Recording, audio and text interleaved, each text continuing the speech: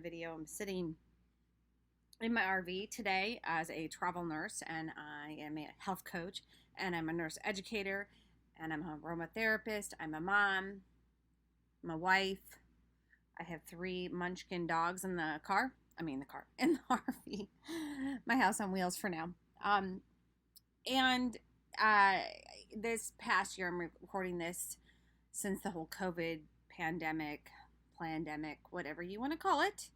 I'm not going to be politically correct. I'm just going to be honest and truthful in how I feel. I had COVID, got over COVID. I know that people don't. And I know people have been attacked about this whole process. Physicians have been censored, been treated horribly, that have a different view than other physicians. It's just been really, to me, almost ugly. And so just make up your own mind. I found this Christian cardiologist and his YouTube channel, and oh, what a blessing. So I'm going to share him talking and then about his decision with COVID, and then I'm going to share with you my decision with the vaccine, or considered vaccine, whatever. People ask me on my Insta what my antibodies are since I had it, and I don't know. I'm asking to see my doctor and ask if they will test me, and if not, I can go get tested myself. I just have so much else going on, so it hasn't been priority me. I don't worry about it. You know, this body of ours is all going to die. It's wasting away. Everything in this world, our souls matter. And that's where I hope you are nourishing your soul and you have a relationship with Jesus and through his son. And I haven't really talked so much about my faith, and I'm just going to be bolder about that because it's really cool with this assignment. I've been at a hospital that is more faith-based, and I have to tell you, working at or been at that kind of hospital where I watched in the nursing station where they started the whole shift with prayer was relieving and uplifting, and a definitely different environment than other places I've been. And I just appreciated it. My soul needs it. And we all need prayer. So if you need something for prayer, you need someone to reach out to you that will just pray for you, you can always reach out to me just for that. Holistictravelnurse@gmail.com. I answer them personally. It is me. I'm not that big of a big, what do you call it? Social media following. I don't feel like I'm competing with everybody else. I think everyone else has their own voice, and if God's called you to use your voice and educate and help others, then that's what you should be doing, and that's what I feel like I'm doing. And I can't wait to have more guests on my podcast. I have some lineup with that will happen in the next couple months. Until then, I just decided to share with you guys. I am a big nerd. I enjoy evidence-based and things I can be doing to take care of my health naturally. I listen to things, I watch things, I read things. I'm open to those things. I'm cautious about what I take in my mind. And I'm just so thankful when I do find something that is uplifting and inspirational that I share it. And that's what I want you guys to do. There's so much negativity and so much evil. And in the face of evil, we need to come together even more. And my brothers are all pissed because I won't get the vaccine, and I speak up not like another nurse, and I don't be what they expect me to be. I'm going to be what God calls me to do, and sometimes what God calls you to do isn't always the easiest thing. And I think of all the apostles that went forward, they were called, and they had hard things to do, and so God's going to call you to do hard stuff. So anyways, this is the Biblical Prescription for Life YouTube channel until he gets taken down. I don't. That's why I say that, because I'm like, look at his thing and there's a little ding on it. I'm sure he's been dinged. And he's a Christian cardiologist, and I'm just going to share this clip. So enjoy. You hear the internet, the media, they all have different things, and it's very confusing. But I've chosen as my true north the Bible. And there's biblical prescriptions that help guide us in all aspects of our lives, including our decisions. I want to share with you a scripture that's very meaningful to me from Psalms. Psalms 32, verse 8. It says, I will instruct you and teach you in the way you should go. I will guide you with my eye. So God has promised us He's guaranteed us that he's going to be the one that instructs us and teaches us. And that's a wonderful promise to have. So when we make any decision about whether to take a vaccine, about whether to do something at work, or whether to move, whatever we do, we should ask God. He's going to sort of lead us that way. Well, if you think about the history of COVID, I'm a cardiologist, and I've been treating the COVID now for well over a year. And when it started, there's so much information out there. Remember the old days, we predominantly talked about social distancing, washing hands. We talked about masks. Many were quarantined. In fact, we self-quarantined ourselves as medical professionals for a period of time just because we were scared that it would wipe out our whole group. We saw all the sick people in the hospital, and I can say to you this infection is real. Well, in making my decision whether I should get the vaccine or not, I wanted to use evidence. And for a while, we haven't had the evidence because this was all so new to us. And there was really, as we've gone through this, there's 4 arms that we really need to look at in attacking not only this virus, but the viruses that are to come. And I've mentioned this before in other videos, but the first one is our own immune system. We want to make our own immune system as strong as we can do. And simple things like exercise, sleep, water, vitamin D, minerals, eating a healthy diet, being happy, less stress, all that makes our own immune system as strong as it can be to fight off any offenders, including the COVID virus. The next thing we needed to really focus on is early treatment. If you're bleeding, you wouldn't go into quarantine for 10 days and bleed to death. If you had a bacterial infection, you'd get an antibiotic. Well, nowadays, if you have a COVID infection, I think you should be treated quickly. We have medications that can treat that right away. We shouldn't wait for long periods of time. Now, unfortunately, many have not been treated. And now we have this term called long haulers, people that are experiencing some of the symptoms of COVID long term. And I wonder if we would have got on it really quick, whether they would still be having this. The third thing we should treat aggressively is our own immunity. We've had a lot of focus on that with the vaccines. We have acquired immunity. We need immunity. What's acquired immunity? That's our own body's ability to fight it once it gets in us. And then lastly, we need to focus a lot of attention on risks. Who are the largest risk groups? We know that older people are higher risk groups. In a study from Europe, it says 65 are potentially high. I know that people in nursing homes or assisted living where they can't get outside, where their ventilation's not as good, they're higher risk. We need to identify who's at the highest risk and treat those people even more aggressively. So the 4 arms in COVID and any virus that we need to be addressing are your own immune system, attacking the virus quickly, knocking it down quickly. Third, our own acquired immunity. And fourth, identifying the groups that are at the highest risk so we can be even more aggressive in treating them. So in making my personal decision as time has gone on, I tried to enhance my immune system. And early on, I did everything I could to stay healthy. I wore my mask, I took vitamin D, I ate a healthy diet, I exercised, I tried to get enough sleep. I ended up not ever having symptoms, so I didn't have to have the second arm. I'm going to talk to you a little bit about the acquired immunity. And then lastly, I was in a fairly higher risk group because I was a healthcare professional. And believe it or not, I'm a little bit older than the average cardiologist now. But in making my decision, I looked at some evidence, and I wanted evidence, and we're acquiring evidence as we've gone on through this pandemic, and we're learning more.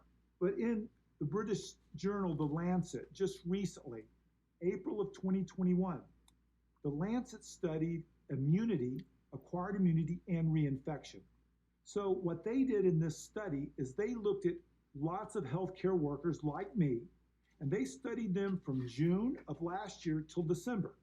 And actually, they studied over 25,000 healthcare workers. And they showed in this study that if you had a previous COVID infection, you had an 84% lower risk of developing another infection. And that protection seemed to last up to 7 months. That data is better than some of the other data that we have on different types of immunity. And we talk about acquired immunity. That's what we get from getting it ourselves, but we also can get some type of acquired immunity from vaccines too. Okay, that's another way to get it. But in these people that had no vaccines, that just were exposed, they had an 84% lower risk of getting affected again, up to 7 months of protection. Now, even before that, in February, in the journal Science in Immunologic Memory, well, they looked at this study in February 2021, and they showed that immune memory of those that had this had a greater than 90% immune memory for these T cells for greater than 5 months. And these are all people that had the virus. They didn't get treated with a vaccine, but their T cells, they had an immune response, and the memory was greater for 90% of people for greater than 5 months. And this helped me make my decision. Another study from years ago that helped me through all this and making a good decision for me was from antiviral research. And what they looked at is they looked at another T cell immunity of the SARS and MERS. Now, these are types of similar coronaviruses. Remember, years ago, we had the SARS and we had the MERS viruses. And they looked at people 12 years after they've had this virus. And they still, after 12 years, had T cell memory. That means they had some type of immunologic response when they saw this virus. So that suggested to me, in thinking about what I should do, that maybe if I had immunity, maybe I had that third arm that was really helping me out. I couldn't really do anything about my risk factors. Of course, I was working on my immune system. If I would have had symptoms, I would have wanted to treat it very positively with some of the medicines out there. But now I'm looking at the third arm. And remember, I think each of these arms are very important. Even though the focus might be on one more than another, they're all important because we're going to have this problem again down the road. We just don't want to focus on one arm. We want to focus on everything we can to beat any virus. So about this time, the vaccine was coming around. And I'd really never been sick, but I knew I'd been exposed. And this virus, I consider it sort of like pollen in the air. You get a little bit of pollen, you don't start coughing, and you make an immune response. But you get a lot of pollen, you could get sick depending on your underlying immune system. Remember, I was working hard to keep my immune system healthy. I ended up being exposed to it, even though I didn't get really sick. So in December, in making this decision, I tested my body. Even though I'd never been sick, I tested it to see if I'd been exposed to it and see if I had any antibody response. So on December 23rd, I tested myself, and here's the results here. And the SARS-CoV antibody was positive. So that means I have the antibody to that SARS. So I've had an immune response. That third arm in me was working. So I was very happy about that. So I decided at that point, since I already had antibodies, to the entire virus. Remember, the vaccine really is good at making just antibodies to the spike protein. Remember, it's just one antibody that it's making, whereas I was exposed to the whole virus. So I probably had antibodies to more than just that spike protein. So in making my decision, I said, well, I'm going to hold off for a while and still focus on these other arms very diligently, being careful not to acquire much of the titer, being careful to watch my immune system. And I was very impressed about the importance of vitamin D. Many people in the hospital that got really sick had problems with vitamin D.